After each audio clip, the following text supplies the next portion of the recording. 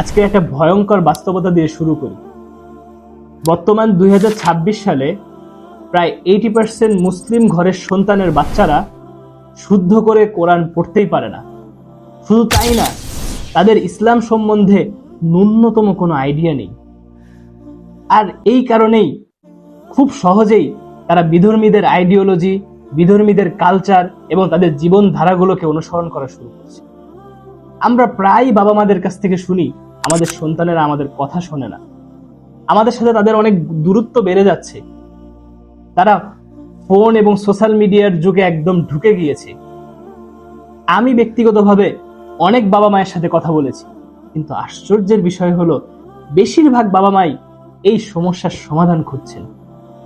আমি মনে করি এটা হুট করে একদিনে এই সমস্যার সমাধান করা সম্ভব না। এটা তখনই সম্ভব যদি প্রত্যেকটা বাবা মায়েরা তাদের সন্তানের ব্যাপারে সঠিক সময় সঠিক পদক্ষেপ নিতে পারেন। আর এখানেই হেলম একাডেমি কাজ করছে। আমরা হেলম একাডেমি অনেক দিন যাবৎ গবেষণা করে দেখেছি প্রতিটি মুসলিম সন্তানের জন্য কোরআন শিখা এবং ইসলামিক ফান্ডামেন্টালগুলো শিখা তাদের জন্য অত্যন্ত জরুরি। কিন্তু প্রশ্ন হলো, কয়জন মুসলিম সন্তান সত্যিকারে কোরআন শিখছে? কয়জন মুসলিম সন্তান সত্যিকারে ইসলামিক আইডিওলজিগুলো নিয়ে বড় হচ্ছে? হ্যাঁ, আলহামদুলিল্লাহ, যারা মাদ্রাসায় গিয়ে বা মসজিদে গিয়ে কোরআন শিখছে তাদের জন্য অনেক সুন্দর ব্যবস্থা রয়েছে।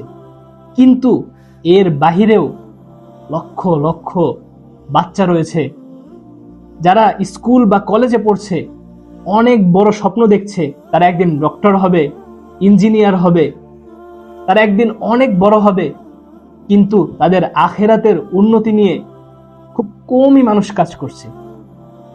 আর এর ফলে ধীরে ধীরে এই বাচ্চারা শিশু অবস্থা থেকেই ইসলামিক আইডিওলজি থেকে বঞ্চিত হয়ে যাচ্ছে।